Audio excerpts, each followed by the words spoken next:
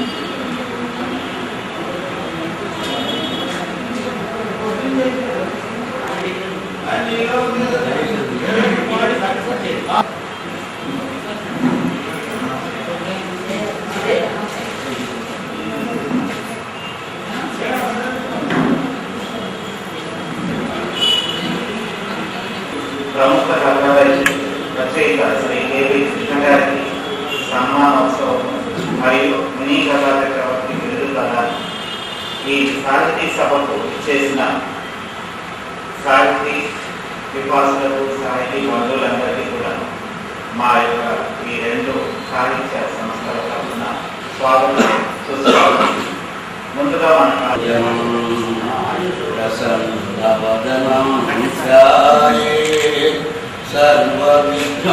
सर्वविघ्नोपशान्तये अगज आनन पद्मार्कं गजाननम्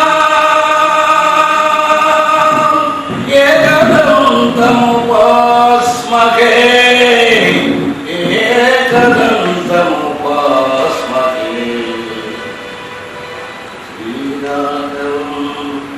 दीपं आजानुबाहुं अरविन्ददलायताक्षं रामं निशाचरविनाशकरं नमामि।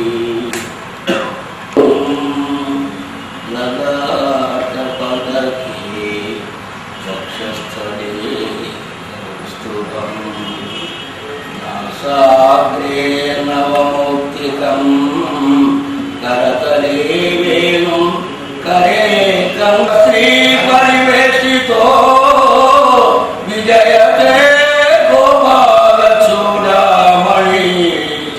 विजयते गोपालचूडामणि। చక్కని ప్రార్థనా గీతాల ద్వారా మేల్కొల్పిన శ్రీ శక్తి గారికి మా సాహితీ సంస్థ తరఫున కృతజ్ఞతలు తెలియజేస్తున్నాం. ఇప్పుడు ఈమని రామకృష్ణ ప్రసాద్ గారు వారు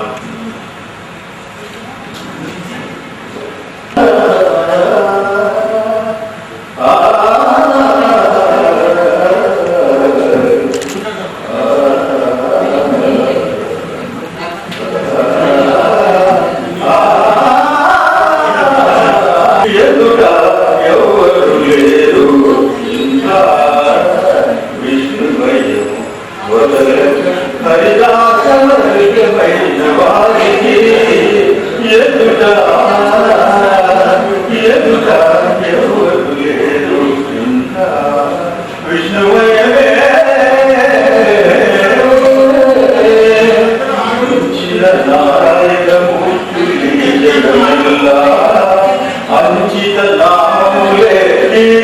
అక్షరాలెల్లా హరే పంచుకున్న శ్రీహరి ప్రసాదమే రుచులల్ల తెంచి వేసి మేలు కాదెలిసే వారికి తన పాదరేలురే చేరి పారేటి నదులు శ్రీ పాదతీర్థమే భారకు ఈ భూమే తన పాదరేలురే సారము చిత్తములో భావగల్ల శ్రీ వెంకటేశుడే హత్తిన ప్రకృతి ఎలా ఆతని మాయే చిత్తములో భావగల్ల శ్రీ వెంకటేశుడే హత్తిన ప్రకృతి ఎలా హరే మట్టి ఈతని కంటే మరి ఇతరములు ఇచ్చిదే బ్రతుకు తెలిసేటి వారికి ఇచ్చిదే బ్రతుకు తెలిసేటి వారికి ఎదుట ఎవరు లేరు ఇంత విష్ణుమయమే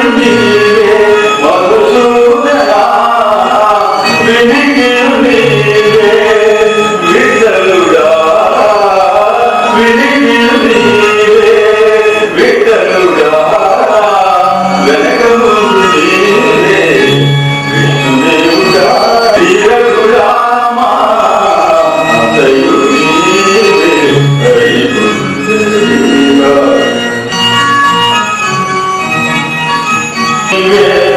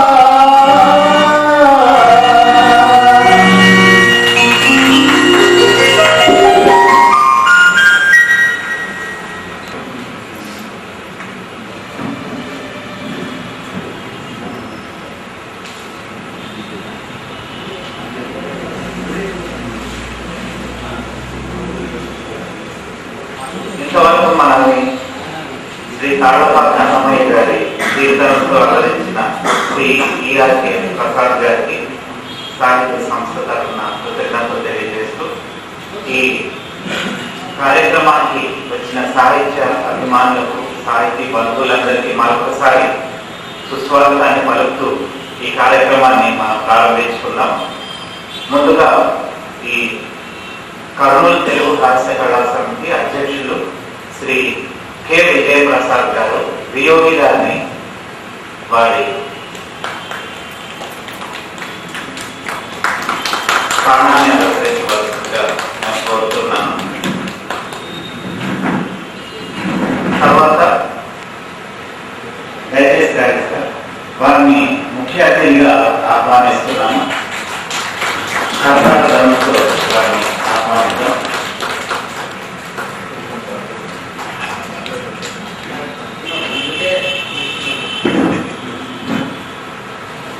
గాథా చక్రవర్తి బిరుదును గ్రహించే ప్రముఖ రచయిత మరియు వారు కేవీ కృష్ణ గారు వారు కాకినాడ నుంచి ఇచ్చేశారు.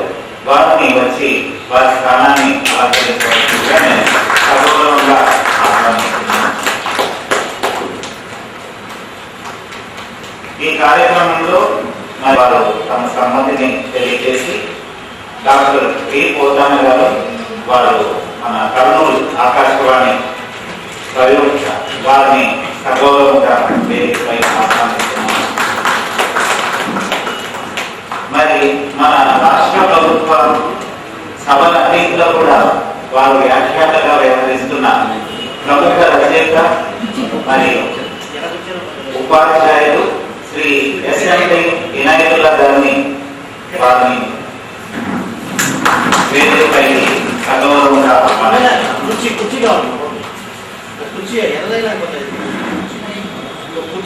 ఈ సాహిత్య కార్యక్రమంలో ఈ చిన్న కథపై ఉపన్యసించవలసిందిగా డాక్టర్ ఓపిరెడ్డి గారు మేము కోరినప్పుడు వారు అంగీకరించారు. వారిని కూడా వేదికపైకి సగౌరవంగా ఆహ్వానిస్తున్నాను.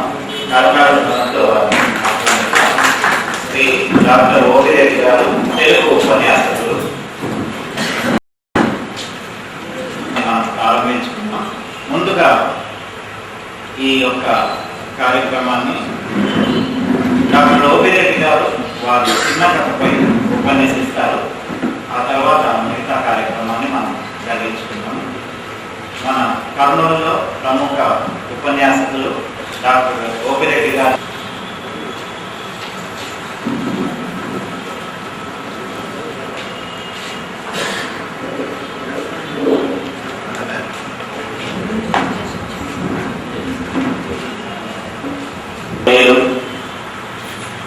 గంగారెడ్డి గారిని, యోగి గారిని, కేవీ కృష్ణ గారికి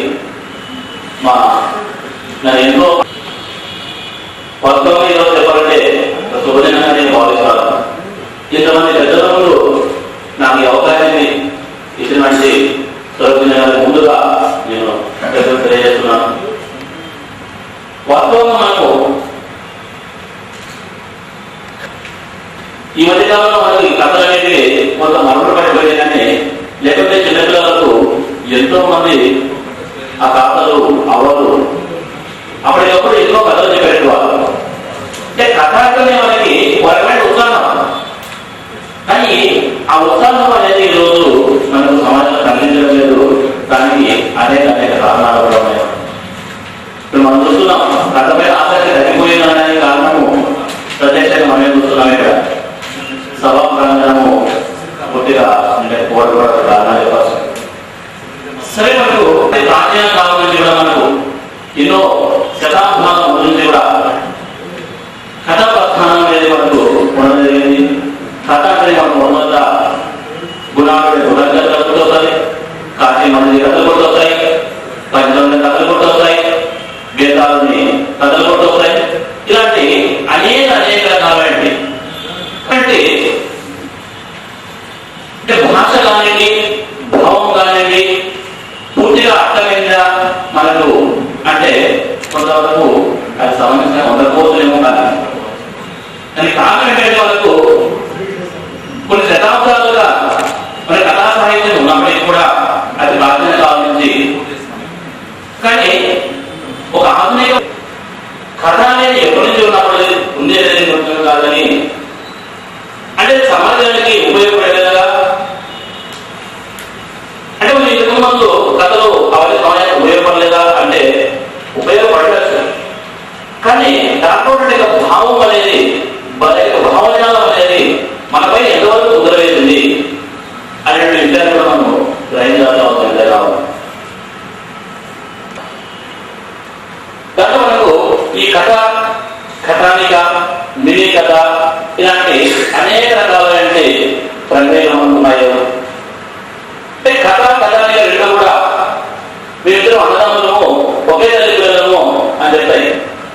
కానీ ఒకే తల్లి తేడా అనేది మనకు గుర్తించవచ్చు. కథకు వస్తువు ప్రధానం, కథానికకు శిల్పం ప్రధానం.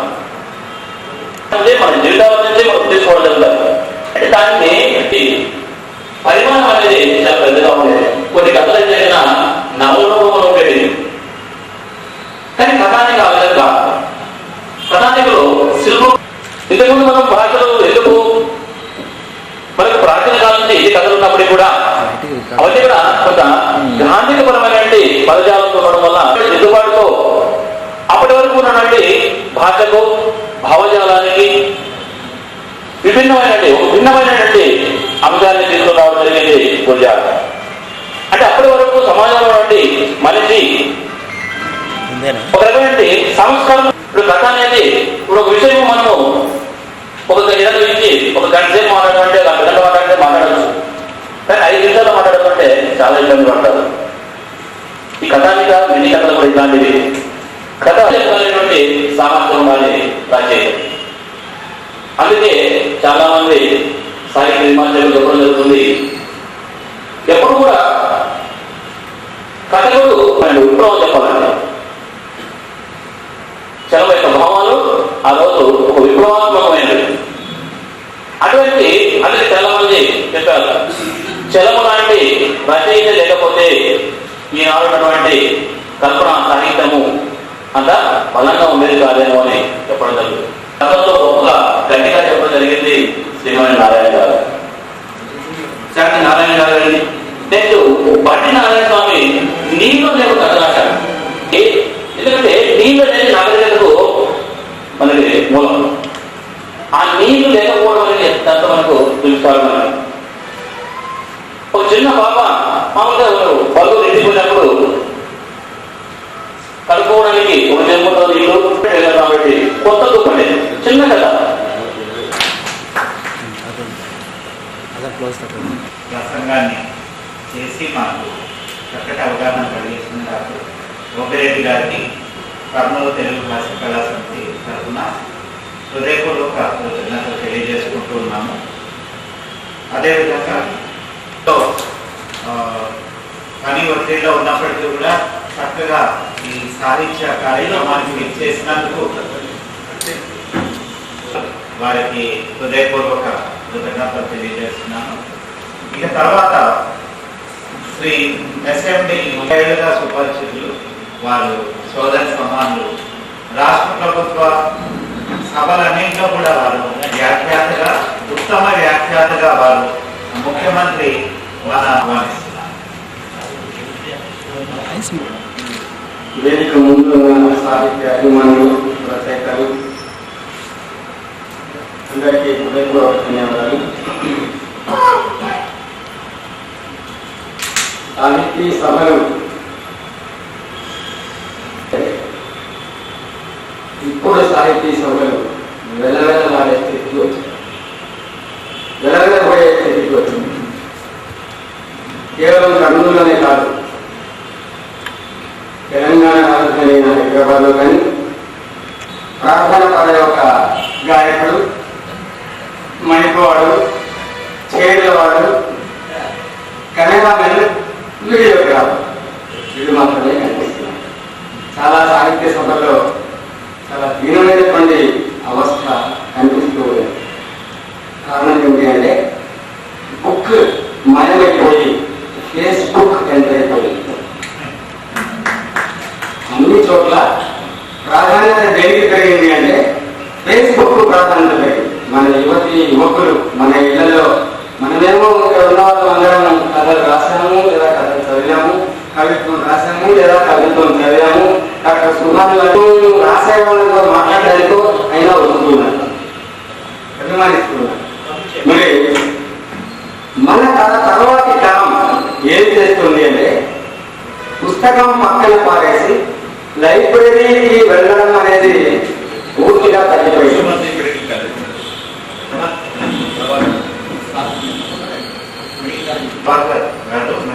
Visvabharati medical college principal forensic వారు మన కార్యక్రమాన్ని ఇచ్చేసి ఉన్నారు. వారికి సగౌరవంగా మరి కర్ణాటక ధ్వనులతో వారి థ్యాంక్ యూ సార్. కళారాధన సంస్థ నడుపుతున్న డాక్టర్ రవికృష్ణ కృష్ణమోహన్ నందేలో ఉన్నారు. బాగా నాటకాలు రాస్తున్నారు, నాటకాలు వేస్తున్నారు. గెలిపి సహదేవుడు ఉన్నాడు, చాలా చక్కని ఇదిగా ఉన్నా కూడా సాహిత్య సభ చేసినందుకు అభినందనలు తెలియజేయాలి. అదే మన పిల్లలు ఏం చేస్తున్నారు, మనం పుస్తకాలు చదువుతున్నాం ఇప్పటికి కూడా. రోజు ఏదో ఒక పుస్తకంలో 4 లైన్లు చదివితే కానీ మనకు అసలు నిద్ర పట్టదు. ఉద్యోగానికి సంబంధించిన సాఫ్ట్వేర్ ఉద్యోగానికి సంబంధించిన ఇంటర్వ్యూకి సంబంధించిన వార్తలు ఉంటే పొరపాటున అది కూడా తీసి చూస్తాడు, లేకపోతే దాంట్లో కూడా కోరు మాట్లాడు. అలా ఇంటర్మీడియట్ శివతాండవం కృష్ణతాండవం గండూరు దత్తాత్రేయుడు శివతాండవం ఎందుకు ఒకసారి చదివేటప్పుడు ఆయన శివతాండవం ఏమి చేతిలో బుక్ లేదు, ఏమీ లేదు. శివుడు ఎట్లా తాండవం చేస్తాడో ఆయన నోట్లోంచి పదాలు ఇట్లా ఊడి పడుతుంటే అన్నప్పటి నుంచి ఇట్లా చూస్తున్నారు. పిల్లలు 8వ తరగతి పిల్లలు పాటించారు, రాజకీయాల్లో కూడా విలువలు పాటించారు. ఇప్పుడు ఎవరు కూడా విలువలు కలిగిన వాళ్ళు రాజకీయాల్లో జరగడం లేదు. సమాజంలో ఆకులు వల్లే ఎందుకంటే రూరల్స్ చూస్తుంటారు, క్రేజీ వాళ్ళని చూసినట్లయితే క్రేజీ. చాలా మందిని మనం చూస్తున్నాం, ఖద్దరు షర్ట్ వేసుకోవాలి, ఖద్దరు ప్యాంట్ వేసుకోవాలి. వలస గురించి కథలు రాస్తున్నారు. సామాన్యులు, దళితులు ఇక్కడ నుంచి కోస్తా ప్రాంతానికి తరలిపోవడం గురించి, దారిద్ర్యం గురించి, ఫ్యాక్షన్ గురించి, అనుచరులు చచ్చిపోవడం గురించి కథలు రాస్తున్నారని అప్పుడు చెప్పారు. కాబట్టి భావ గంభీరం లేదు మినీ కవితలు కానీ మినీ కథలు కానీ. అలాంటి కథల్ని కేవీ కృష్ణ గారు బాగా రాశారు. అయితే చాలా వాటిని ఆయన చూసినటువంటి సంఘటనని యథావిధిగా అక్షరీకరించారు. చాలా మంది కథ చెప్పే ఆ చెట్టు చూసినా కిటికీలని చెప్పినా అవుతుంది. ఆ చెట్టుకు ఎన్ని ఆకులు ఉన్నాయో ఆ ఆకులు అన్ని రోజులు బతుకుతావు, ఎన్ని రోజులు బతుకుతా అని అడుగుతారు అమ్మాయి. ఆ చెట్టుకి ఎన్ని ఆకులు ఉన్నా అన్ని రోజులు బతుకుతావు అని చెప్పేసి అంటే ఒక ఆశ కలిసి మా అమ్మాయి అయితే నేను బతుకుతాను. సడన్ గా అదే రోజు రాత్రి గాలి వాన వీచి చెట్టుకునే ఆకులన్నీ రాలిపోతాయి. తాతయ్య ఆ చెట్టు దగ్గరికి వెళ్ళి రాత్రంతా చెట్టు ఆకుల బొమ్మలు తీశాడు. పొద్దున్నే లేచి అమ్మాయి అయ్యి నేను ఇంకా చాలా రోజులు బతుకుతాను అని అనుకుంటారు. వెనక్కి వెళ్ళి పని మనిషి చూస్తే తాతయ్య చచ్చిపోతాడు. ఆమెకు జీవం ఇచ్చి పోవడం వద్దు అని డిసైడ్ చేసుకోవాలి. కానీ అప్పుడు వచ్చి పట్టుకుంటాడు స్పార్క్. అలాంటి కథలు కేవీ కృష్ణ గారు స్పార్క్గా ఉండే కథలు దీనిలో మంచి పేరు పెట్టారు. కథలు కంటెంట్ కూడా చాలా బాగుంటుంది. పేదరికంలో కొట్టు పెట్టాడు తమ పిల్లల్ని అద్దెకి తీసుకుంటారు. బస్ స్టాండ్ లో అద్దెకు తీసుకొని ఆ పిల్లల్ని వీళ్ళు ఏడ్పిస్తారు. అదే పనిగా ఏడ్పిస్తారు, లేదా నల్ల మందు తాకిస్తారు, మబ్బుగా ఇట్లా పడిపోతారు. వీళ్ళు ఇక అడుకోవడం మొదలు పెట్టారు. అన్నపిల్ల తల్లి చచ్చిపోతుంది బాబు, చచ్చిపోతుంది బాబు, బాబు ధర్మం చేయండి, డబ్బులు వస్తాయి. ఆ డబ్బులు వీళ్ళు కొంచెం మిగిల్చుకొని అసలు తల్లికి సాయంత్రానికి 100 రూపాయలు ఇస్తాడు. వీళ్ళకి 150 చెల్లిస్తారు. ఇది ఒక వ్యాపారం. ఇది పేదరికం నుంచి పుట్టుకొచ్చిన వ్యాపారం. ఇది నీచమని, దుర్మార్గమని మనం తిట్టలేదు. అంటే డబ్బు కావాలి, వీళ్ళకు డబ్బు కావాలి, మధ్యలో పిల్లల పంపకము, పెంపకం కాదు పంపకం, అక్కడికి ఇక్కడికి ఈ దృశ్యాన్ని ఆయన కథలోకి తీసుకొని రాగలిగారు. చివరిలో ఒక ఆయన 2 పిల్లల్ని తీసుకొని వస్తాడు. తీసుకొని వచ్చి అమ్మాయి 2 పిల్లల్ని మీ దగ్గర ఉంచుకోవాలనుకున్నాను, నాకు సాయంత్రానికి రెంట్ ఇవ్వండి అంటారు. దుఃఖంలా ఉన్న ఈ పిల్లల్ని చూసి ఎవరు డబ్బులు వేస్తారు అంటారు వాళ్ళు. ఇంతలా బలిసినారు వీళ్ళకి ఆ తండ్రి దగ్గర పెట్టుకొని అన్నం పెట్టకుండా వీళ్ళని పక్కపచ్చగా చేసేసి మీరు అడుక్కోండి నాకు కొంచెం డబ్బులు ఏంటి. సరే మేము కొత్త వాళ్ళ దగ్గర పిల్లల్ని తీసుకోము, కానీ నువ్వు ఏదో ఆ మాట అంటున్నావు కాబట్టి తీసుకుంటామని తీసుకోము. కానీ అతనే విజిలేసి పోలీసులు పిలిచి వాళ్ళని పోలీసులకు పంపిస్తారు. వీళ్ళు తప్పు చేస్తున్నారు, వాళ్ళు తప్పు చేస్తున్నారు కాదు, అడ్డంగా పెట్టుకుని సైతం అమ్ముకునే వ్యాపారం చేసుకునే దాష్టికమైన వ్యవస్థ రాజ్యం వెళుతుంది అని చెప్పడానికి ఈ కథ అసలు నేను అర్థం చేసుకుంటున్నాను. కాబట్టి ఇలాంటి కథలు చాలా ఉన్నాయి. కేవీ కృష్ణ గారు మంచి కథలు రాశారు. అయితే కొన్ని కథలు కథనాల్లాగా ఉన్నాయి. ఆయన చూసినట్టుగా అలా రాసేశారంటే కథకు ఒక శైలి ఉంటుంది, మంచి శైలి ఉంటుంది, నడక ఉంటుంది. కథ మొదలు పెట్టగానే ఇంకా బాగా చదవాలని అనిపించేటటువంటి ఒక అద్భుతమైన శైలి ఉంటుంది. మామూలుగా మనం అంటున్న సస్పెన్స్ థ్రిల్లర్ అని అట్లాంటి ఒక శైలి ఈ కథల్లో కొరవడింది అని నేను అనుకుంటున్నాను. సమీక్ష కాబట్టి నేను చెప్తాను. నేను సార్ రాసినటువంటి కథలు గుమ్మడికాయ ముక్కలు, మీరు త్వరలో రావాలి, సారీ టీచర్, నిజమైన నైవేద్యం, కొన్ని సంఘటనలు సార్ ఆయన చూశారు కేవీ కృష్ణ గారు వాటి కథలు చేసేసారు. అంటే కథ కొంత డెప్త్ ఉండాల్సిన అవసరం ఉంది. కథలో ఫీల్ కావాలి కథని. శ్రీశ్రీ తాను చూసినటువంటి దృశ్యాన్ని అనుభూతి పొంది వాటిని మంచి పదాల్లో ఇమిడ్చి రాశారు కాబట్టి ఆయన గొప్ప కవి, మహాకవి కాగలిగాడు. వాస్తవంగా శ్రీశ్రీ వ్యక్తిగత జీవితం దివాలా జీవితం. తాగి ఆయన చిత్ర పాటలకి పాటలు వేశాడు. ఆయన బలహీనతని క్యాష్ చేసుకున్నారు రచయితలు. అద్భుతమైనటువంటి పాటలు ఓ 100 రూపాయల పాటలు ఇచ్చి తీసుకొని వెళ్ళినారు నిర్మాతలు. ఆయనకు బలహీనత ఉంది కాబట్టి మార్చి ఉండింటే బాగుండేది. చాలా చిన్న చిన్న అంశాలని కథలు అంటే మినీ కథలని పేరు పెట్టారు కాబట్టి ఆయన చూసిన ఒక అంశాన్ని, ఒక ఆయన అరటిపళ్ళు కొన్నాడు, దేవుడికి నైవేద్యం పెట్టాలనుకున్నాడు, తీసుకొని వెళ్ళిపోతున్నాడు. ఆవు వచ్చింది, బండ్లు పెట్టాడు, ఆవు వచ్చింది, అరటిపళ్ళు తినేసింది. అయ్యో ఎట్లా అని పక్కనతో బాధపడ్డాడు. అయ్యో నేను దేవుడి కోసం కొన్నది ఈ ఆవు తినేసింది అంటే ఆయన చెప్పాడు, పోనీ ఏమయ్యా నువ్వు తీసుకెళ్ళాల్సింది దేవుడికే కదా, ఆవు తినేది అది కూడా దేవుడి చెప్పు అని చెప్పేసి. అది కథ. చిన్న చిన్న ఇట్లాంటి కథ చాలా చాలా రాశారు ఆయన. సారీ టీచర్ అని, నిజమైన నైవేద్యం అని, ఇట్లాంటి కథలన్నీ చాలా ఉన్నాయి. వాటన్నింటినీ ఇంకా లోతుగా అధ్యయనం చేసి మంచి కథల్ని, ఇంకా మంచి కథా స్వభావం కలిగిన కథలుగా మలిచి ఉంటే బాగుండేది. చాలా మంచి నవలలు కూడా రాశారు ఆయన. ఆ నవలల్లో ఏముందో మనం చదవలేదు. దాదాపు 16 నవలలు రాశారు, 600 కథలు రాశారు కేవీ కృష్ణ గారు. మంచి అంటే తాను చూసిన ప్రతి అంశాన్ని అక్షరీకరించాలనే ఒక లక్ష్యం కలిగినటువంటి రచయిత. అందుకు మనం అభినందించాలి కేవీ కృష్ణ గారిని ఖచ్చితంగా మనస్ఫూర్తిగా. మనం ఎన్ని సంఘటనలు చూస్తున్నాం ప్రతిరోజున, వాటిని మనం అక్షరాలుగా రాయగలుగుతున్నామా? మంచి అభ్యర్థిస్తున్నది.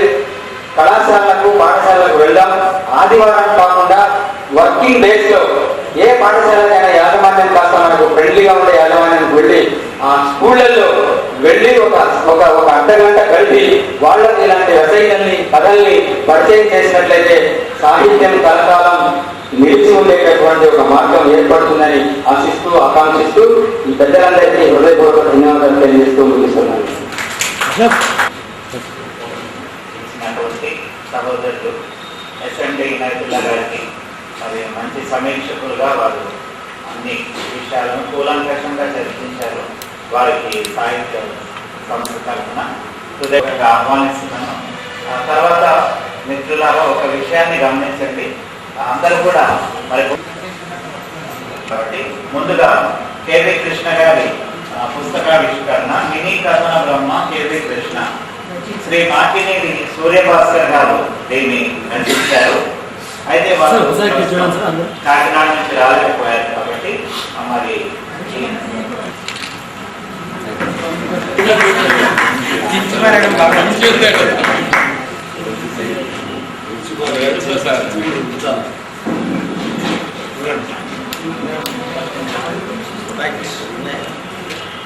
ఒక్క నిమిషం సార్ తీసుకుంటా సార్, తీసుకుంటున్నా సార్, మళ్ళీ తీసుకుంటాను, నేను తీసుకుంటాను.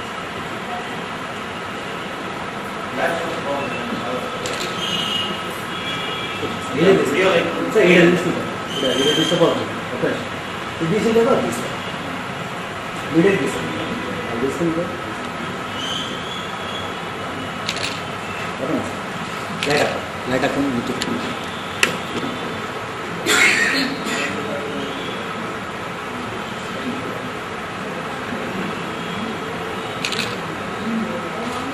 సార్ సార్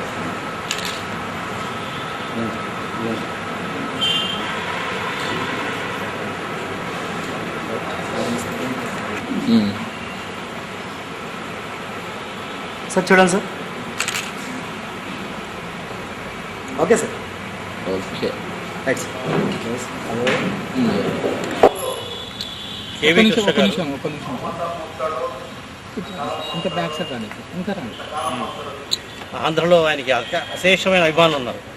ఆయన దాదాపు ఇప్పటిదాకా 700 కథలు రాశారనమాట. ఇంకా 20 నవలలు రాశారు. నిరంతరం 4-5 మ్యాగజైన్లకి రాస్తూనే ఉన్నారన్నమాట. వారి వయస్సు 70 సంవత్సరాలు దాటింది. అయినా కూడా ఎంతో ఉత్సాహంగా, ఉల్లాసంగా, వినోదంగా అందరికీ బాగా సమాజాన్ని మార్చాలి అన్న ఉద్దేశంతో సంఘ సంస్కృతిలాగా ఎన్నో విషయాలు తన కథలు రాస్తున్నారు. అలాగే ఆ కథలు మరీ పెద్దవైతే ఎక్కువ మంది చదవలేరని చెప్పేసి చిన్నగా బ్రీఫ్ చేసి మినీ కథల్లాగా రాస్తున్నారు అనమాట. దానివల్ల ఏంటంటే ప్రజల్లో ఎంతో చైతన్యం వచ్చింది. అలా సుమారుగా 600 మినీ కథలు రాశారు. కాబట్టి వారికి ఈరోజు మేము ఘనంగా సన్మానించి కర్నూలు ప్రజలము, అంటే కర్నూలు హాస్య కళా సమితి మరియు రేడియన్స్ సంస్థ తరఫున సన్మానం చేసి మినీ కథా చక్రవర్తి అన్న బిరుదు ఇస్తున్నాం అనమాట. అది ముఖ్య ఉద్దేశం. అదే సందర్భంలో ఆయన పైన ప్రముఖ విమర్శకుడు మాకినేని సూర్యభాస్కర్ గారు మినీ కథన బ్రహ్మ కేబీ కృష్ణ అనే పుస్తకాన్ని రచించి ఆ పుస్తకాన్ని కూడా, ఆ గ్రంథాన్ని కూడా మేము రిలీజ్ చేస్తున్నాం. అది ముఖ్య ఉద్దేశం. నా పేరు వియోగి. అంటే నేను వియోగి ప్లస్ స్వరూప్ సిన్హా గారు ఈ ఆర్గనైజ్ చేస్తున్నాం అనమాట ఈ కార్యక్రమాన్ని. స్వరూప్ సిన్హా గారు కూడా సార్ పుస్తకం చూపించండి. స్వరూప్ సిన్హా గారు కూడా చాలా యాక్టివ్గా చేశారు వారి గురించి. మాట్లాడండి sir. Swaroop Sinha. Okay sir మాట్లాడాలి. కేబీ కృష్ణ గారు కాకినాడ నుంచి వచ్చిన ప్రముఖ రచయిత. మరి వారు ప్రతివారు సులభంగా చదువుకోవడానికి ఈ సమయం తక్కువగా ఉండే ఈ దినాల్లో మరి ఒక కథ చదవాలంటే ఎక్కువ సమయాన్ని వెచ్చించలేరు. కాబట్టి మినీ కథలను 100ల కొద్దీ రాయడం జరిగింది. సుమారుగా 600 మినీ కథలను రాశారు. అనేక కథా సంస్థలను వెలువరించారు. కాబట్టి వారికి మినీ కథా చక్రవర్తి అనే ఈ బిరుదును మరి కర్నూలు తెలుగు హాస్య కళా సమితి, రేడియన్స్ సాహిత్య సాంస్కృతిక సంస్థ తరఫున వారికి ప్రదానం చేయడం జరుగుతుంది.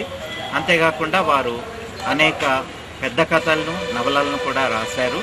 మరి వారు ఇంకా అనేకమైన రచనలను చేస్తూ మరి సాహితీ లోకాన్ని, పాఠక లోకాలని అలరించాలని మేము మనస్ఫూర్తిగా కోరుకుంటూ వారికి ఈ సన్మాన కార్యక్రమాన్ని జరిగిస్తున్నాం. స్వరూప్ సిన్హా.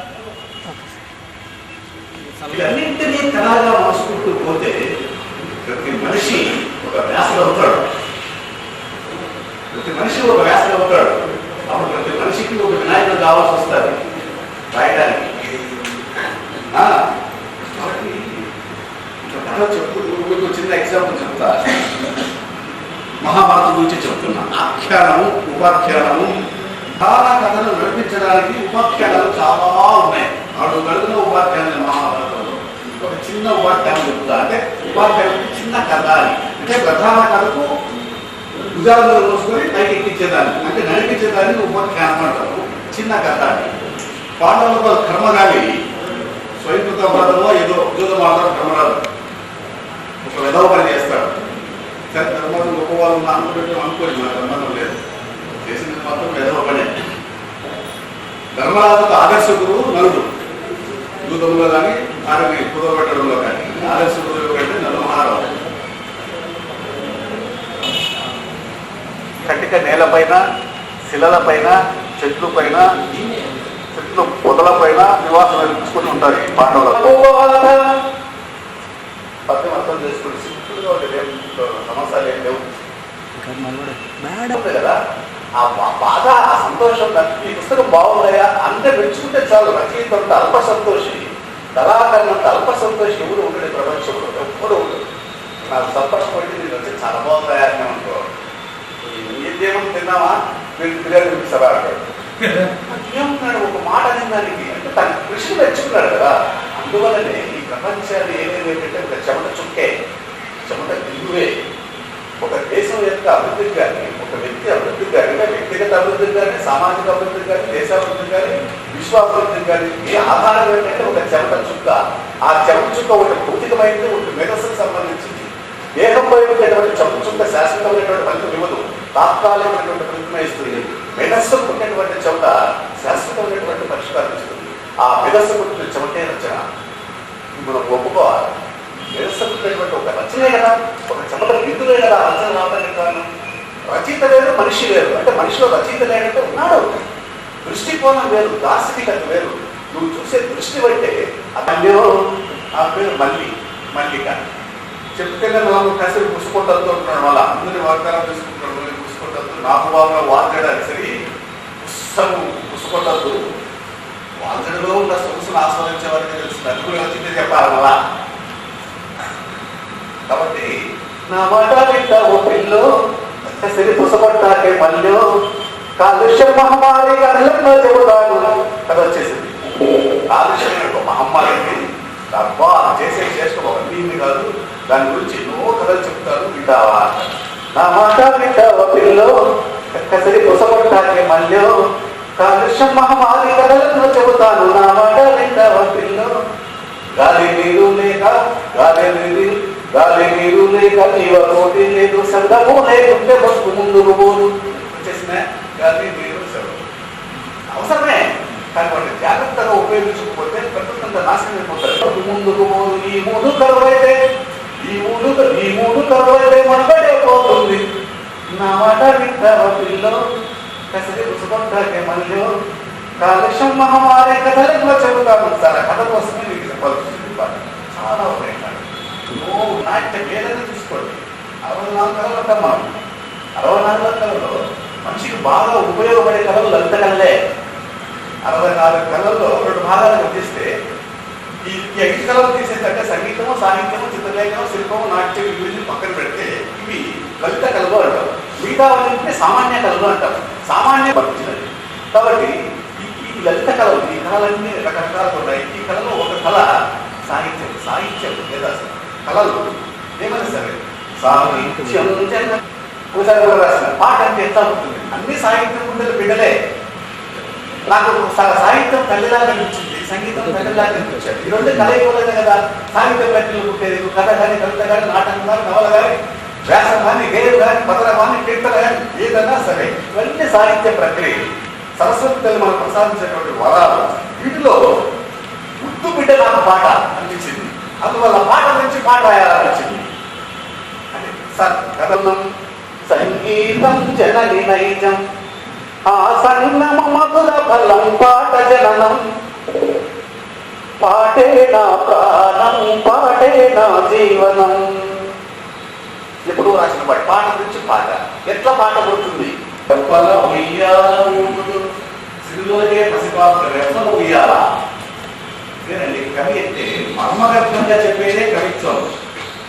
కవిత్వం అంటే వార్త చెప్పకూడదు, మర్మగర్భంగా చెప్పాలి. ఎట్లా మర్మగర్భం చెప్పాలా? సిరులోనే పసిపాపకు రెప్పల ఉయ్యాల.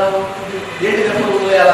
పిల్లలు కనుక మొహంపై చూస్తుంటాడు, ఎక్కడ ఊపుతున్నాడు ఉయ్యాల వాళ్ళకి తెలియాలి. నేను ఎప్పుడు ఇప్పుడు నా తల్లి ఊపింది నేను చూసిన, నా భార్య ఊపింది నేను చూసిన, మరి నా కూతురు ఊపుతుందో లేదో తెలుసు. ఈ 4 తాళ్ళు పట్టుకుంటారు, పిల్లలు ఏడుస్తుంటాడు, అమ్మకాలు చూస్తుంటాడు, అమ్మ ఇట్లా చూస్తుంటారు. నాన్న నాటం కానీ ఈ రెప్పలు ఉంటాయి చూడు, ఆ రెప్పలు ఉయ్యాలా ఊపుతుంది అనమాట. అందువల్ల ఊపుతూ తల్లి లాలి పాట సుధల మధుర నిధుర వరమసలు. సుధల మధుర నిధుర వరం వసు. సిరులకే పసి పాపకు రెప్పల ఉయ్యాల ఊపుతూ తల్లి లాలి పాట సుధల మధుర నిధుర వరమసలు. మనిషికి సేవ చేసి చేసి ప్రకృతి, మనిషికి సేవ చేసి చేసి అలసిన ప్రకృతి మాటలు. ప్రకృతి మన తల్లి కదా, నీకు ఒకటే తల్లి, ప్రకృతి అందరికీ తల్లి. ప్రకృతిని తల్లిగా మనం భావించాలి కదా. ఇప్పుడు ప్రకృతి మనిషికి ఎంత సేవ చేస్తుంది? మనిషికి సేవ చేసి చేసి అలసిన ప్రకృతి మాటలు. పిల్లగాని ఇలా పాట జోల పాడి నిదురవచ్చు. రాత్రి చూడండి నిదర్శనం కలుగుతాయి. విడగొట్టేటువంటి వాళ్ళు కూడా ఈ కళలు కలుగుతాయి. భార్యాభర్తలు కొట్లాడుతారు, భార్యాభర్తలు కొట్లాడుకోదు వాళ్ళు భార్యాభర్తలు.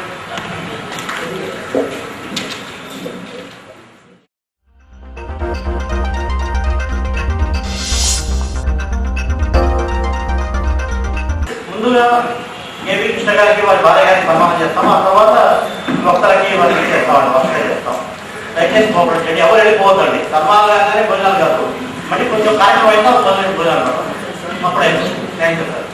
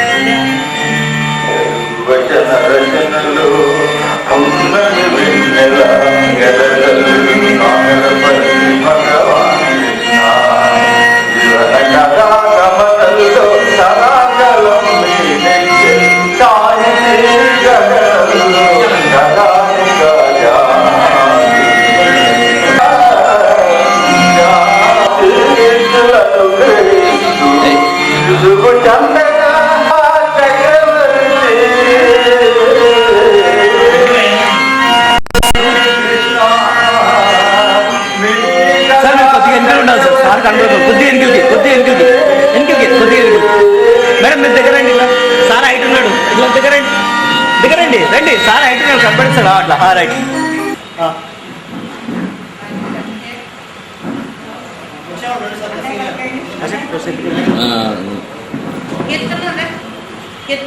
ಒಂದು ನಿಮಿಷ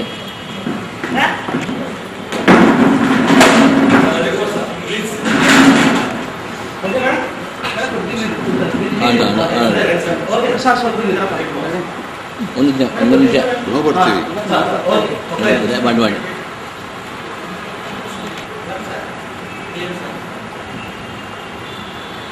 సార్ ఎట్లా ఉండండి, వీడియో తీసుకుంటున్నాడు.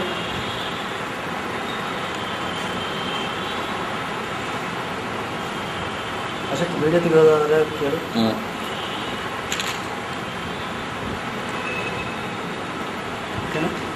ఓకే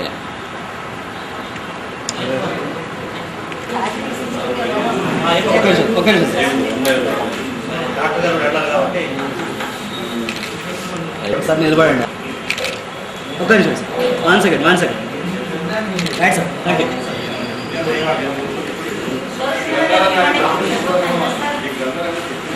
సిన్నా sir. Okay sir, right sir, right sir. చూడండి sir, right sir. Long group తక్కువ, లాంగ్ గ్రూప్ తక్కువ. ఓకే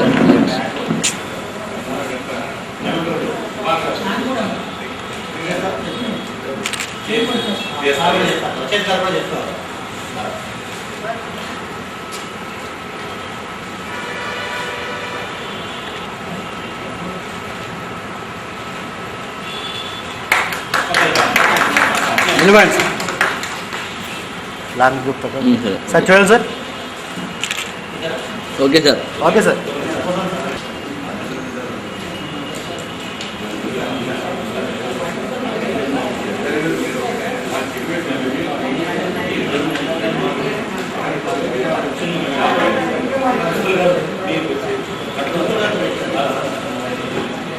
సార్ చూడండి సార్. సార్ చూడండి sir. Okay sir. Okay.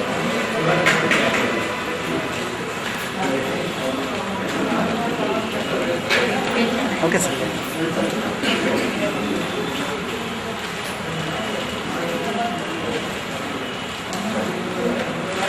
Sir నిలబడండి సార్, అట్లే నిలబడండి. చూడండి sir. Okay sir. Thank you sir.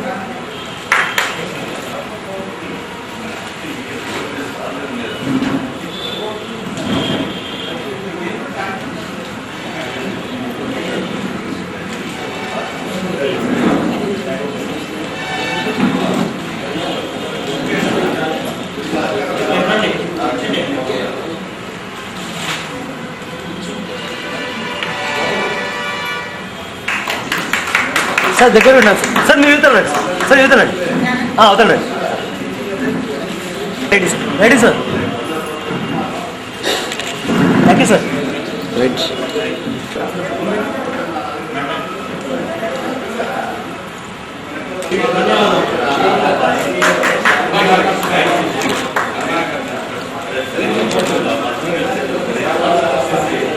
Sir నిలబడండి. చూడండి సార్. సార్ చూడండి sir. Okay sir. Right.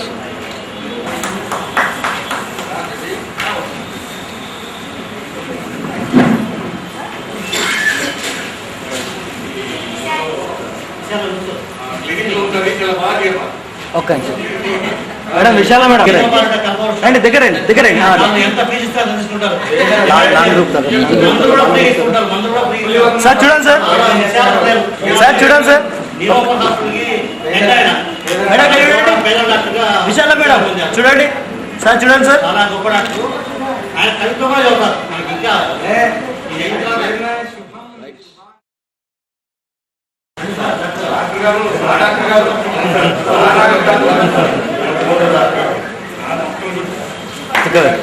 Long group. లాಂಗ್ ಬರ್ತಿಲ್ಲ ಯಾರು ಬರ್ತಾರಲ್ಲ. ಎಲ್ಲ ಬರ್ತಾರೆ. ಸರ್ చూడండి సార్. సార్ చూడండి. సార్ చూడండి సార్.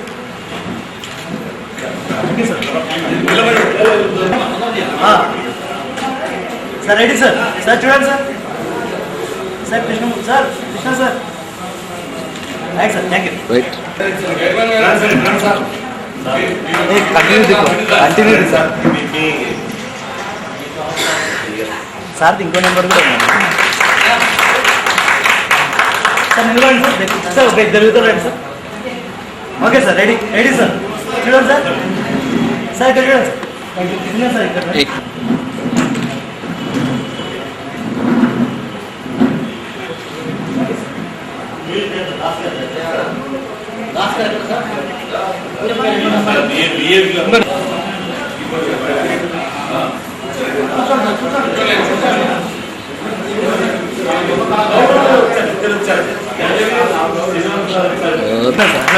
సార్ నిలబడండి సార్. అందరి దగ్గర నిలబడండి సార్. చూడండి సార్. సార్ ఇక్కడ చూడండి సార్. Okay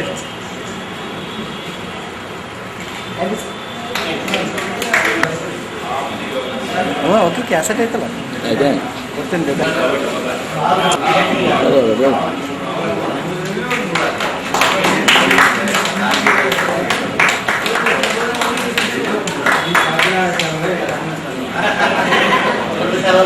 okay sir. చూడండి సార్. సార్ ఒక నిమిషం ఇక్కడ చూడండి సార్. సార్ ఇక్కడ చూడండి sir. Okay sir. Thank you.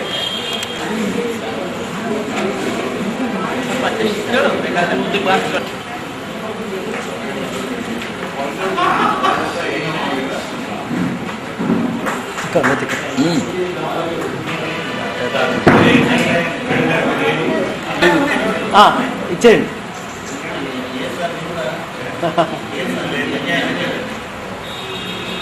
Continue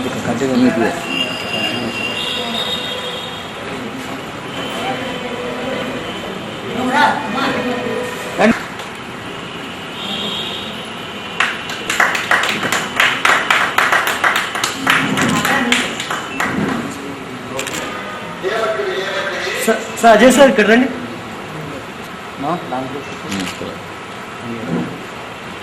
ఉన్నాను సార్, ఒక్క నిమిషం వీడియో తిక్కండి. ఇదాంతి బట్టట ప్లాన్ ఓకే. అవేదా? Thank you sir.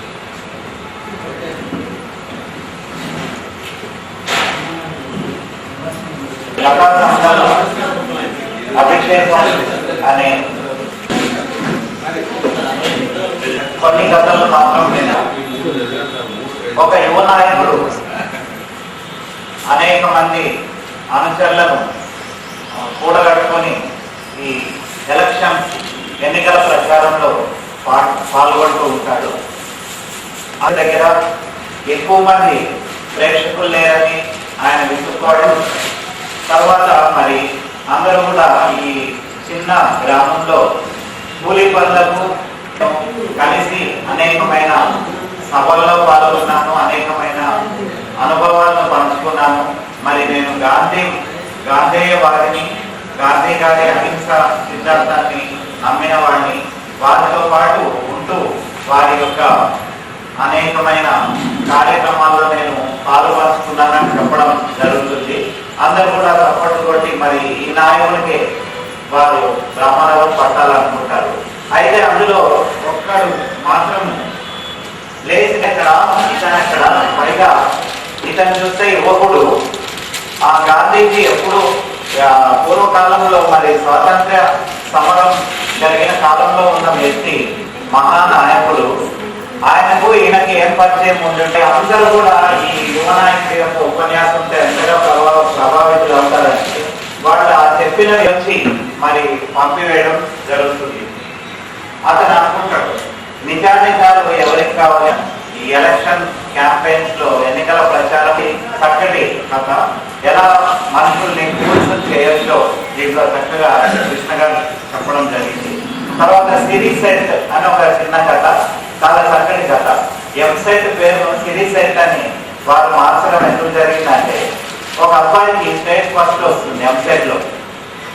State first వచ్చి రిజైన్ అయిపోయిన కాసేపు ముఖ్య కార్పొరేట్ కాలేజ్ కరస్పాండెంట్ వస్తారు. అలాగా ఒక 10 మంది చుట్టుపక్కల ఊర్ల నుంచి వచ్చి ఈ అబ్బాయి మా దగ్గర చదివి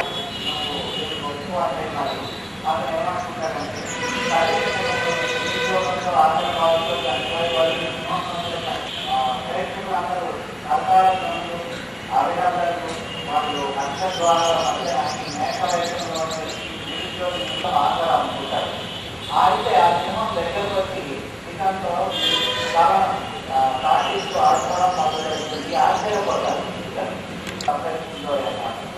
అయితే ఆ సినిమా చిన్నగా జరుగుతుంది. భయపడద్దు, నేను కూడా ఇలాంటి వాడిని నాకు వేసుకుని పంపించాను. చాలా చక్కగా హాస్యం ఇందులో ఇతర సినిమా అనుకుంటారు. కానీ ఆ సినిమా కూడా ఆ దేశంలో వేసుకున్న వ్యక్తి ముక్తి కోసం అతను ఇలా నడుస్తున్నాడని. తర్వాత సెల్లో మాట్లాడే వాళ్ళు ఎక్కువ మంది. ఇది ఒక సిటీ బస్సులోనే కాదు, మరి ట్రైన్స్లో, రైళ్లలో, తర్వాత పబ్లిక్ ప్లేసెస్లో, సినిమా హాళ్లలో, ఈవెన్ క్లాస్ రూమ్స్లో కూడా ఇలా అనేక మంది మాట్లాడటము ఒక చాలా డిస్టర్బెన్స్గా అనిపిస్తున్నాము. అయితే ఆ పక్క ప్రయాణం రైల్వే ట్రైన్ వాళ్ళు ఏం చేస్తున్నారు అనుకుంటారు. కానీ తర్వాత అతనికి ఏమనిపిస్తుందంటే, నిజమే కదా, మరి ల్యాండ్ చేయడం అనేది ప్రయాణికులు ఇబ్బంది పడకుండా వేళ మీద పెట్టిన పెద్దదైన వాళ్ళు అయినా. అంతేకాకుండా మరి వికలాంగులకు ఎక్కడ మనము దేవాంగులకు ఎక్కడ మనం సాధించుకున్న వాళ్ళతో వాళ్ళు కూర్చోవాలి. అంతేకాకుండా పొగ త్రాగడం, బ్యాన్ చేసినప్పుడు పొగ అసలు పబ్లిక్ ప్లేస్లో పొగ తాగిన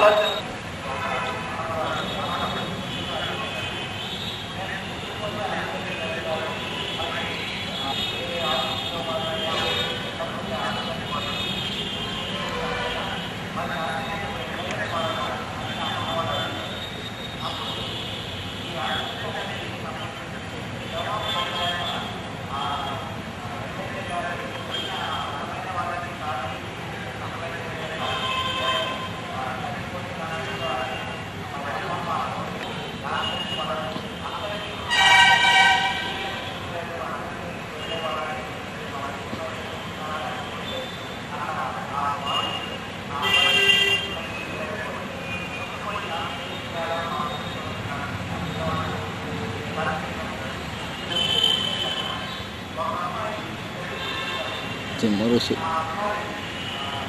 Vamos a verlo. Wasn't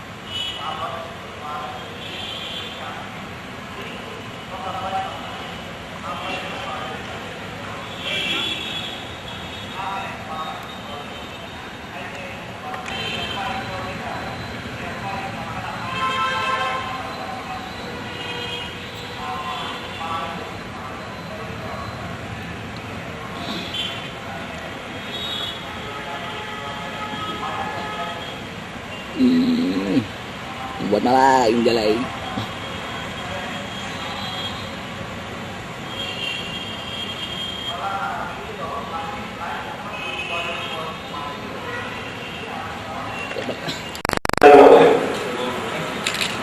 ఇంత మంచి వాతావరణంలో అలంకరించినటువంటి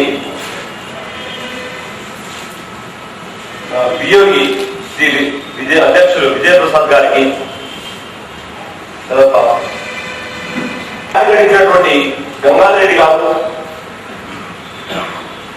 తర్వాత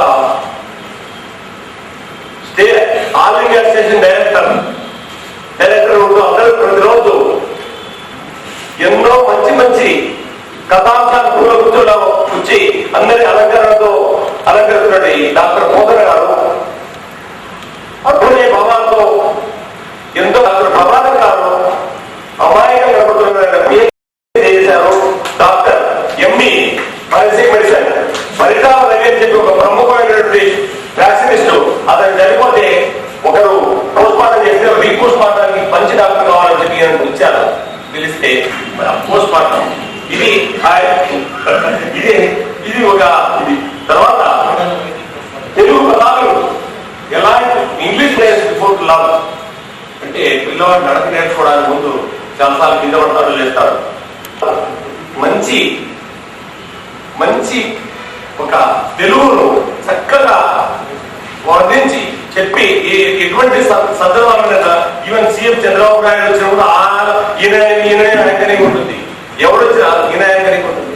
అంటే ఒక ముస్లింగా ఉండి చక్కటి తెలుగుని ఇస్తున్నటువంటి నేతలుగా ఇంత వచ్చి సాహిత్య సంబంధం మధ్య ఇచ్చేస్తారని నేను ఊహించలేదు. శ్రీమతి విశాలాక్షి దేవి గారు, విజయ్ కుమార్ గారు, విజయప్రసాద్ సార్ గారికి సతీమణి, వారు కూడా కొన్ని పుస్తకాలు రాశారు. ఇచ్చినటువంటి సాహిత్య సంబంధాలా, రచయితలారా, అతి విద్యావంతులారా అందరూ నమస్కారం. అయితే బోధన గారు వారి గురించి చెప్పగానే తప్పదు. బోధన గారు వచ్చి ఆయన వేదాన్ని పాటిస్తారు. వేదంలో ఉన్న వారికి వేదం పాటిస్తారు, రోగంలో ఉన్న వారికి రాగాన్ని పాటిస్తారు, సోదరులో ఉన్న వారికి సామ్రాజ్యం తెప్పిస్తారు, శోకంలో ఉన్న వారికి శ్లోకాలు తెప్పిస్తున్నారు. బాధామయ గాథాయుత బృందాలు వినిపించేది ఎవరు? వేదనే వేదంగా వినిపించేది ఎవరు? బాధామయ గాథాయుత బృందాలు వినిపించేది ఎవరు? వేదనే వేదంగా వినిపించేది ఎవరు? బోధనగా మన నిజంగా ఆ పోతన లేడు, ఈ పోతన గారు నిజంగా మనకు కలిగి పోతన. ఈ పోతన గారు చాలా చక్కటి విషయాలు మన ఆల్రెడీ రేడియో స్టేషన్ లో అందరినీ అప్లోడ్ చేసుకుని ప్రతి ఒక్కరిని అందరికి అవకాశం ఇచ్చి వాళ్ళందరూ మాట్లాడించేటటువంటి వాళ్ళలో ఉన్నటువంటి గొప్పతనాన్ని గ్రహించి వారి అన్ని ప్రతి స్టెప్ బై స్టెప్ అందరికి అవకాశాలు ఇస్తూ చాలా చక్కగా ఆల్ ఇండియా రేడియోలో పనిచేస్తున్నటువంటి పోతన గారు ఈ సాహిత్య సాహిత్య దీనికి రావడం చాలా సంతోషమైన విషయం. తూలని వాడు ఎవరు రైతు చిల ఏళ్ళ బదులు భూమి తాగుతలేదా, చిల ఏళ్ళ బదులు కొడుకు తాగుతలేదా, చింతాక కళ్ళకు పడాలి కన్నీరేలా, గుప్పెడిన గుండెలో ఇష్టం దుఃఖమేలా, సంధ్యవాద జీవితానికి అందులేని ఆశ లేదా, మట్టిలో కలిసిపోయే కంటే మమతాలు బంధాలేదా, శృతి కలిపి శృతికి తెచ్చి నేను ఇదిగా అతికి అనుభవాలు పట్టుకుని రెండింటికి మర్చిపో. ఇవన్నీ పోతన కాదు, రోజు రేడియోలు వినిపిస్తూనే ఉంటారు. పోతన కాదు. ఈ సందర్భంగా విజయప్రసాద్ గారి వారి కుటుంబం కోసం ఒక చిన్న నాతో శతపర్యంతం నవ వసంతం మీ ఇంటికి నిలవాలని, హర్షాత్ రేకులు గరియాస పుష్పాలు మీ ఇంట విరియాలని, ఆనంద భాష్పాల ఆత్మలో అనురాగ సాధించాలని, చెంత సాహిత్య సభలకు విజయప్రసాద్ గారి దిమాతో కేపీ కృష్ణ గారు ఈరోజు కాకినాడ నుంచి కలవకు వచ్చిన వారి కలవని దిమాతో ఏకమై కేవలం ఉదయాలని ఆశిస్తూ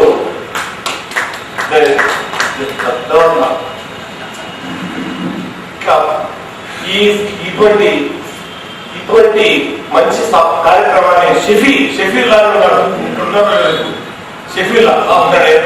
షెఫీల్ చెప్పిండే ఇంతగా ఒక 100 వయసు దాంట్లో కూడా మనకి ప్రభాకర్ సార్ గారు వస్తారు, మెడిసిన్ నేర్పితే ఆయన కూడా చట్నీ అవుతారు, కొంతమంది వైద్య బృందం వస్తారు, డాక్టర్ జయప్రకాష్ గారు ఇలాంటి వాళ్ళు కొంతమంది ఉన్నారు, సేవ దృక్పథం కలిగినటువంటి వారు.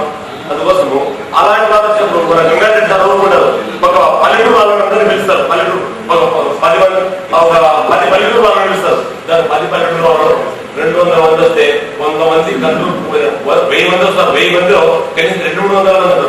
ఈ 200-300 మందికి కంట్రోల్ ఎవరియాలంటే గంగారెడ్డి గారి వాళ్ళు ఇస్తారు.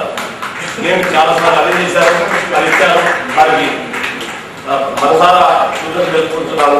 తర్వాత నాకు ఇంత మంచి కార్యక్రమంలో బాగా పంచుకున్నదానికి నేను పంచుకున్నటువంటి సంతోషాన్ని కలిగించినటువంటి విజయప్రసాద్ గారి ఫ్యామిలీకి, తర్వాత కేపీ కృష్ణ గారికి, తర్వాత మా మిత్రులు అజయ్ కుమార్, రోషన్ అలీ, ఇనాయతుల్లా, ప్రభాకర్ గారు, పోతన్ సార్ గారికి, కేపీ కృష్ణ గారికి, అభిరెడ్డి గారికి, సార్ సిన్నా గారు సార్ నచ్చుతారు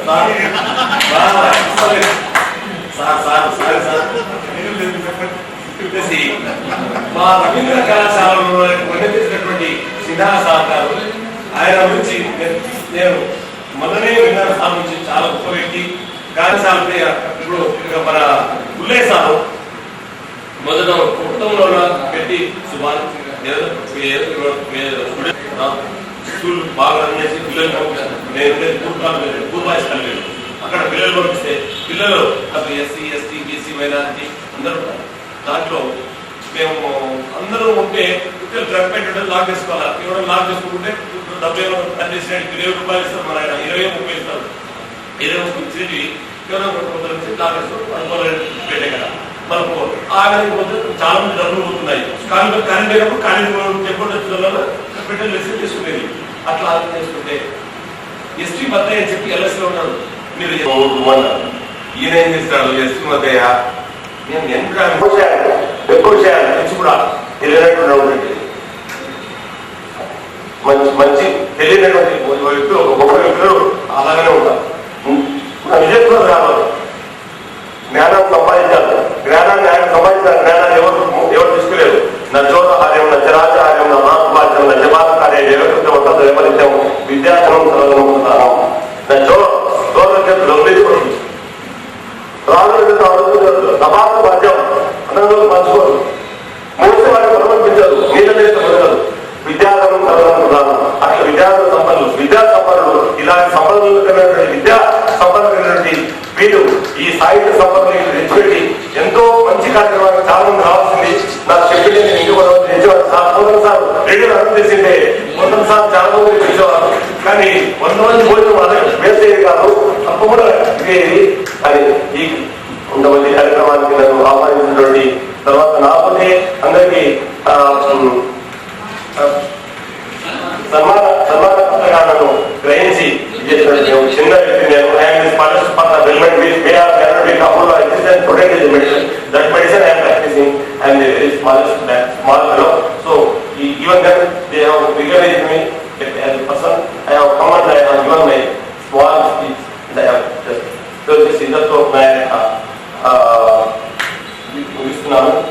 నాయకులు.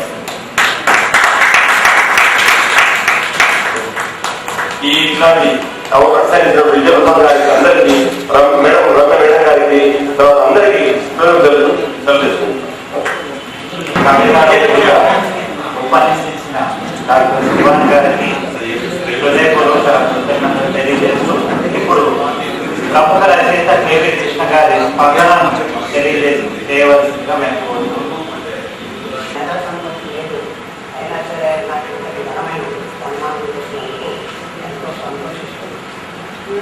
ఒక సమాజం ఎలా ఉందంటే ఒక చాలా ఇన్ఫ్లుయెన్స్లు పత్రిక ఆఫీస్కి వెళ్ళడం నన్ను కర్నూలు తీసుకొచ్చి ఎంతో విశాల హృదయంతో వియోగ్యాలు సన్మానం చేయడం నాకు అపరిమితమైన ఆనందంగా చెప్పలేకపోతున్నాను. అసలు ఏమీ మాట్లాడలేకపోతున్నాను. మా ఇద్దరికి ఫోన్లోనే పరిచయం తప్పితే మేము ఒకరినొకరు చూసుకోలేదు. పొద్దున్న స్టేషన్కి వస్తున్నాను అన్నారు.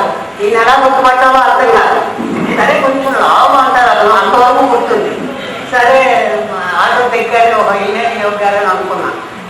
మా మిసెస్ కూడా అంటే ఇప్పుడు చూడలేదు ఇది ఎలాగా అని అనుకున్నాం. వారు ఎంతో ప్రేమగా సన్మానించడం చరిత్రలో రాసుకోలేదు సోనాక్షరాలతో, అలాగా నాకు అనిపిస్తుంది. తర్వాత కాకినాడకి కర్నూలుకి లింక్ పెట్టారు, ఆయన సాహిత్యం లింక్ పెట్టారనమాట. మేము కూడా వియోగాన్ని కాకినాడ తీసుకెళ్ళాలి ఒకసారి, తప్పదు తీసుకెళ్తాను. వియోగాలతో నాకు మొదటి పరిచయం పబ్లిష్ చేసి పంపించారు. నాకు ఈ రోజుల్లో ఎలా ఉందంటే మేము పిచ్చిరాకులు ఏదో రాసుకుంటున్నాము.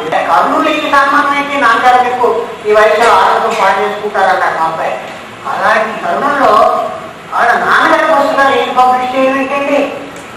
ఈ రకంగా నాకు ఆయన చాలా అపరిమితమైన ప్రేమ కలిగింది.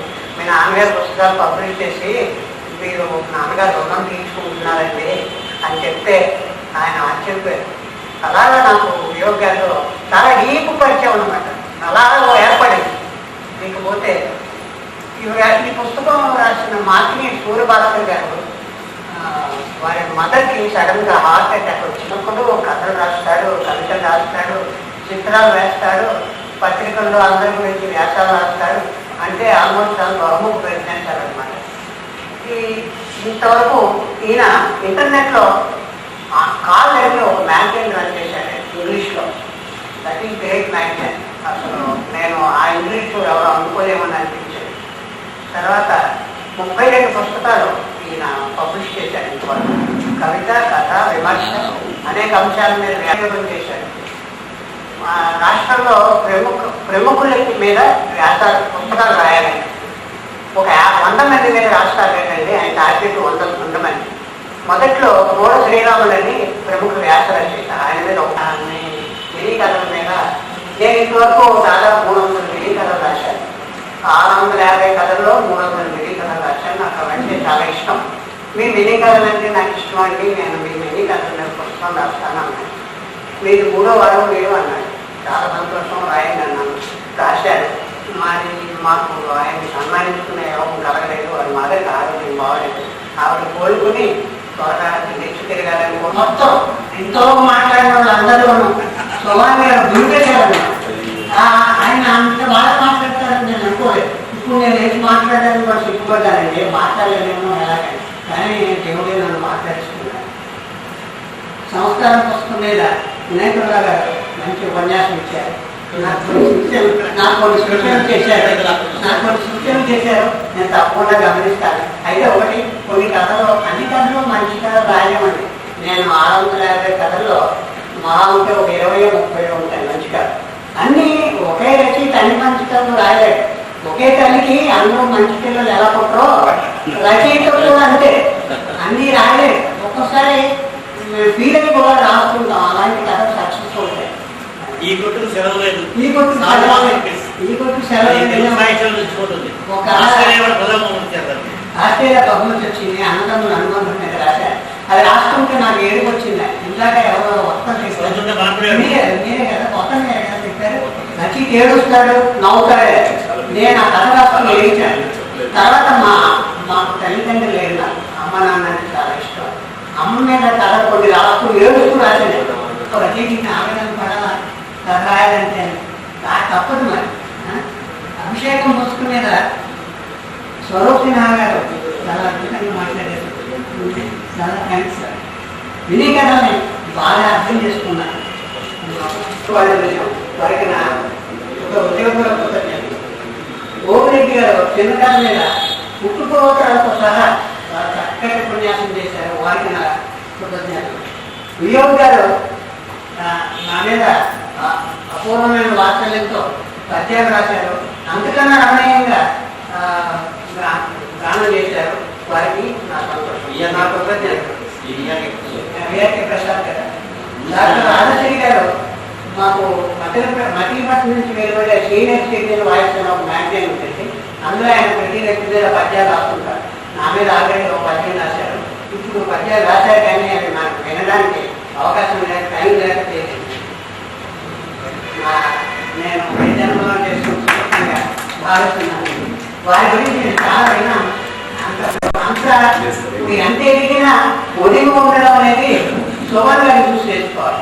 ఎందుకంటే ఆయన ఎంత ప్రముఖులో తరుణంలో అంత చక్కగా కూర్చోవడం నాకు ఎంతో సంతోషంగా ఉంది. నేను ముందే చెప్పాను కదా. కాకినాడ నుంచి నన్ను పిలిచి సన్మానించిన కర్నూలు తెలుగు కళా సమితి సభ్యులకి, రేడియన్ సాహిత్య సాంస్కృతిక సమాజం గారికి, వారి కార్యవర్గానికి, ప్రతి కార్యకర్తకు నా హృదయపూర్వక కృతజ్ఞతలు. ముఖ్యంగా సోదరి శ్రీమతి కాశీ విశాలక్ష్మి గారికి, వియోగ్ గారి సోదరి కేవీ రమణ గారికి, సురేశ్రీ గారికి, రమ్య గారికి ఆశిస్తున్నాను. రమ్య గారి త్వరలోనే డాక్టరేట్ తీసుకోవాలని ఆశీర్వదిస్తున్నాను. నాకు యువవయస్కి వెళ్తున్నానని అన్నయ్య చెప్పారు. మీరు తప్పకుండా సక్సెస్ అవ్వారు, చేయండి. అన్నయ్య కథ మీద కూడా మీరు పిహెచ్డీ చేయాలి, ఇంకో పిహెచ్డీ చేయాలని నేను కోరుకుంటున్నాను. మేము నాగార్జునలో పనిచేసేటప్పుడు వారి ప్రచారానికి వచ్చారు. నాన్నగారు సరే వేదిక వెళ్ళాలని తీసుకెళ్ళారు. ఆ అనుభవం మీద ఒక చిన్న మినీ కథ రాస్తాను. ఇది చదివేసేసి ఇంకా ముగిస్తాను. చాలా పద్మశ్రీ ఎన్టీ రామారావు గారు తాను స్థాపించిన తెలుగుదేశం పార్టీ తరఫున గుంటూరు జిల్లా పర్యటనలో భాగంగా మాట్లాడి వచ్చారు. నాగార్జున సాగర్లో ఆగి సందేశం ఇవ్వాల్సిందిగా ఇక్కడ ప్రముఖులు అభిమానులు కొడితే అంగీకరించారు. ఇంటికి చెప్పొచ్చేది ఏమిటంటే మా బాబు ఎన్టీఆర్ అంటే చాలా ఇష్టం. ఆయన సినిమా తప్పక చూస్తాడు. ఇంటికి వచ్చి సినిమాలో ఆయన స్టంట్ చేసినట్టుగా నాతో చేసి నన్ను ఇబ్బంది పెడుతుంటాడు. ఆయన ఫోటో పత్రికల్లో చూసి టైగర్ అని చెప్తుంటాడు. అలా చెప్పేటప్పుడు వారి ముఖం చేటలతో అవుతుంది. ఇంటికి మా వాడి వయసు ఎంత అడగండి. చదివేది 3వ తరగతి, అక్షరాలు 7 సంవత్సరాలు. నాన్నగారు ఎన్టీఆర్కి దండేస్తానన్నాడు. అలాగే నాన్న ఆ రోజు ఉదయమే లేచి అక్కడ కాలనీలో తిరిగి రకరకాల రుపులు సేకరించి వాళ్ళ అమ్మ చేత బ్రహ్మాండమైన దండ చేయించాడు. వాయువాన ప్రభావం చేత ఆ రోజు ఉదయం ఉంది. వాన మూసుకోవాలి. అయినా సాగర్లో జనప్రవాహాన్ని ఆపడం కష్టంగానే ఉంది. ఆయన వచ్చారు. ఎలాగో ఒక పెద్ద మనిషిని పట్టుకుని మా బాబుతో ఎన్టీఆర్ దగ్గర చేరుకున్నాం. ఎన్టీఆర్ శుద్ధ కత్తెర బట్టలతో ఉన్నారు. పైన పొందూరు కత్తెర శిల్పు పండుగ గులాబీ రంగులో ఆయన ముఖారలింగం పర్యటన వాడిపోయింది.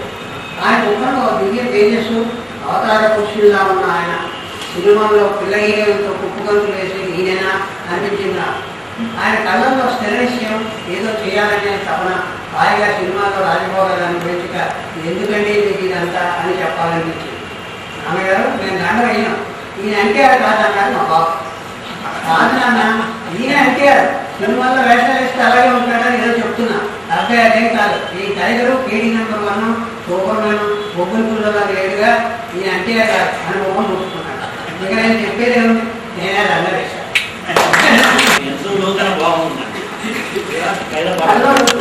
సాహిత్యకి పేరు పేరున కృతజ్ఞతలు సమర్పిస్తూ అభినందనలు తెలియజేస్తున్నాను. కర్నూలు సాహిత్య విశాల హృదయాన్ని ఈ మొదలు శుద్ధులను నా కూడా కాకినాడ తీసుకెళ్తున్నానని సౌర్యంగా మనవి చేస్తున్నాను. చాలా అందరూ ఫోన్ చేసుకోవాలి. దయచేసి అందరూ ఫోన్ చేయాలి.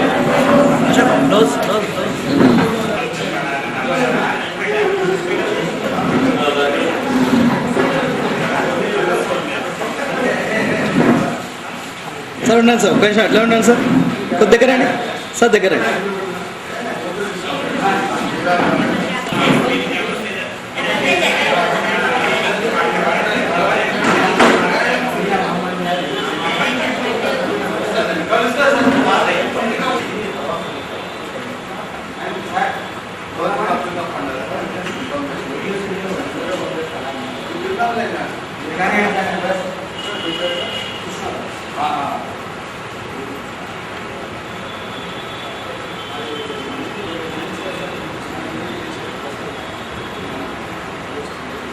బస్ ఇక్కడ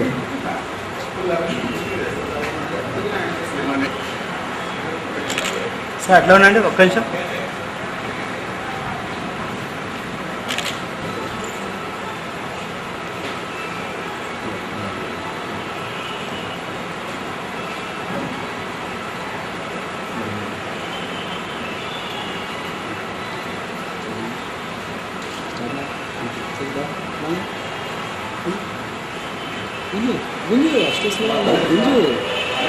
సార్ వస్తున్నాను రైట్ సార్ రెడీ సార్.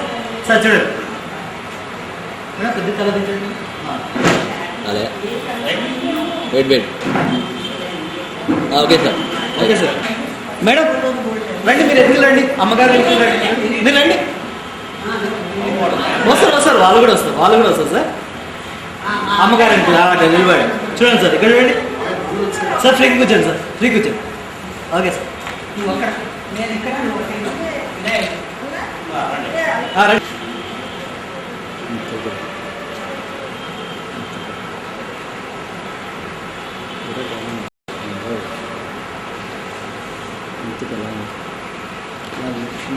చూడండి సార్, ఇక్కడ చూడండి